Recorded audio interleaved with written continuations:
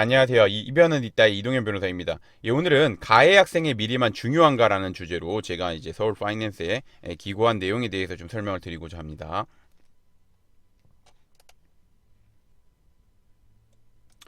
예, 그래서 이제 보시면 최근 정순신 변호사가 국가수사본부장에 됐었는데 하루 만에 사의를 표했습니다.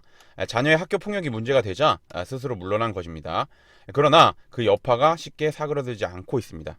특히 정순신 변호사의 아들은 학교 폭력으로 전학 조치가 나왔음에도 불구하고 서울대학교에 입학한 반면 피해 학생은 우울증, 공황장애 등에 시달리다가 극단적 선택을 하기도 하였으며 고등학교를 졸업한 뒤에도 후유증으로 2년간 대학에 진학하지 못한 것으로 알려져서 사회적으로 공분을 사고 있습니다.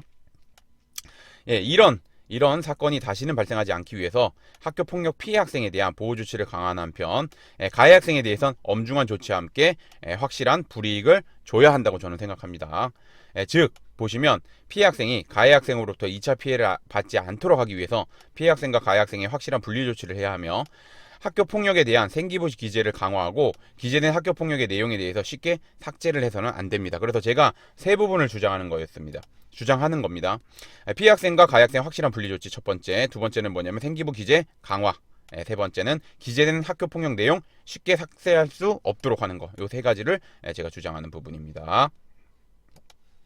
그래서 이제 보시면 학교폭력 예방 및 대책에 관한 법률은 학교의 장은 학교폭력 사건을 인지한 경우 피해 학생의 반대 의사 등 특별한 사정이 없으면 지체 없이 가해자와 피해 학생을 분리해야 한다. 이렇게 규정하고 있으나 세부적인 규정으로는 즉시 분리에 대해서 최대 3일의 범위 내에서만 정하고 있습니다. 여기서 3일은 매우 짧은 시간입니다. 3일이 지나면 피해 학생은 가해 학생과 같은 공간에서 지내야 합니다.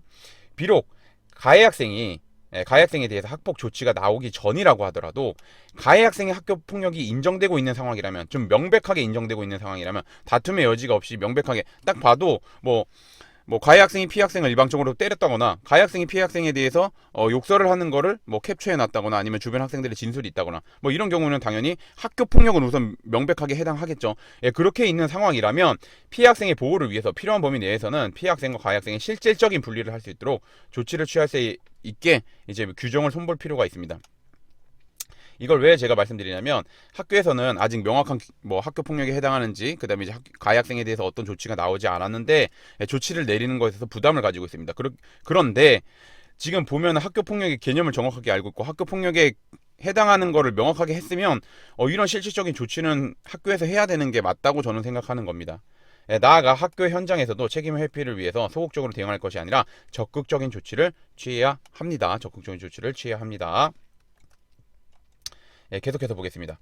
초중등 교육법 시행규칙에 의하면 가해 학생이 학교폭력 예방법 1호, 그 다음에 2호, 그 다음에 2호, 3호 중 어느 하나의 조치를 받은 경우 원칙적으로 학교생활기록부에 이를 기재하지 않습니다. 그리 않으나 위 조치 사항을 이행하지 않거나 위 조치 사항을 받은 후 동일 학교급에서 재학하는 동안 학교폭력 사건으로 다시 17조에 따라서 조치를 받게 되는 경우, 그냥 가해 학생으로 조치를 받게 되는 경우에는 학교생활기록부에 기재되도록 규정하고 있습니다. 비교적 가벼운 학교 폭력에 대해서는 학교생활기록부에 기재되지 않도록 함으로써 불필요한 소송 등 분쟁을 줄이는 효과는 있지만 예외가 너무 한정적입니다. 예외 사유가. 따라서 전담기구에서 학교폭력으로 인정하였으나 피해 학생이 학교폭력 대책심의회 개최를 원하지 않아 학교장 자체 해결로 마무리되었음에도 불구하고 또다시 학교폭력을 행사한 경우 등과 같은 예외 사유를 조금 더 세밀하고 디테일하게 좀 적시할 필요가 있다는 겁니다. 그리고 예외 사유를 좀 더 확대할 필요가 있다는 겁니다. 또한 이 위 규정에 의하면 학교의 장은 학교생활기록부에 기록된 17조 1항 1호부터 3호까지의 조치사항, 아까 봤죠? 1호부터 3호까지 해당 학생의 졸업과 동시에 삭제하도록, 그 다음에 4호부터 8호까지의 조치사항에 대해서는 학생이 졸업한 날로부터 2년 후에 지체 없이 삭제하도록 하나, 계속해서 보겠습니다. 4호부터 7호에 대해서는 전담기구의 심의를 거쳐서 해당 학교의 졸업과 동시에 삭제할 수 있도록 규정하고 있습니다. 즉 8호, 9호 조치를 받지 않는 한 졸업과 동시에 학교생활기록부에서 학교폭력 사실에 대해서 삭제가 가능한 것입니다. 특히 학교 현장에서는 학생들의 악기를 막으면 안 된다는 인식을 가지고 있어서 이거 같은 경우는 이제 아무래도 이제 이거 학교생활기록부에 학교폭력 사실을 이 삭제하는 위원님들이 아무래도 이제 교원 위원님들이 많기 때문에 학생들의 악기를 막으면 안 된다는 인식이 조금 있습니다. 그래서 특별한 사정이 없는 한 졸업과 동시에 삭제를 해주고 있습니다. 이에 따라서 가해 학생은 졸업과 동시에 대입을 준비하지 않고 학교생활그룹부에 학교폭력 사실이 삭제된 뒤 대입을 준비해 큰 불이익 없이 원하는 대학에 입학하는 경우도 있습니다. 따라서 가해 학생에게 확실한 불이익을 주기 위해서는 학교생활교육부에 기재된 학교폭력 사실을 삭제하지 못하는 기간을 늘려야 할 뿐만 아니라 삭제할 수 있는 요건도 조금 더 강화해야 된다고 주장하는 겁니다. 저는. 그래서 계속해서 보게 되면 학교폭력은 피해 학생에게 평생 지울 수 없는 상처를 주게 됩니다. 피해 학생은 학교폭력의 트라우마로 인해 극단적인 선택을 하는 경우도 있습니다. 그럼에도 불구하고 가해 학생은 아무렇지도 않게 잘 생활하는 경우가 대부분입니다. 가해 학생에게 확실한 불이익을 줄 수 있도록 관련 규정을 강화할 필요가 있다고 저는 계속해서 말씀드리는 겁니다. 그래서 가해 학생의 미래도 중요하지만 피해 학생 미래 역시 중요하다는 관점에서 접근해야 됩니다. 그래서 제가 좀 말씀드리면 가해 학생에 대해서 좀 명백하고 좀 정말 악질적인 학교 폭력 이런 거에 대해서는 좀 엄중한 조치를 취해야 된다고 보는 입장입니다. 그렇기 때문에 그거에 대해서 당연히 엄중한 조치가 내려야 되고 그에 대한 당연한 불이익은 입어야 됩니다. 입어야 된다고 생각하는 겁니다. 아무리 미성숙한 학생이라고 하더라도 상대편 피해 학생의 관점에서 보게 되면은 그 피해 학생은 평생 잊지 못하는 트라우마를 가지고 살게 되는 겁니다.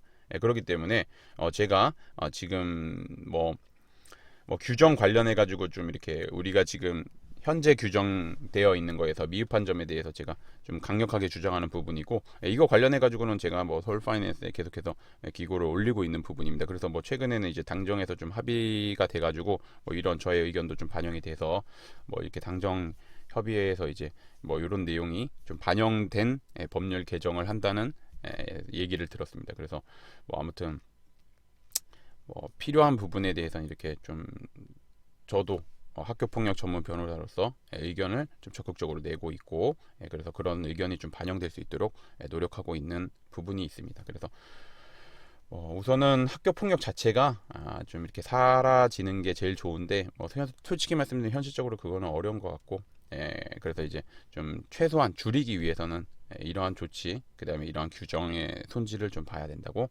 저는 생각합니다. 오늘의 주제는 여기까지 마치겠고 저는 이변의 리다의 이동현 변호사였습니다. 감사합니다.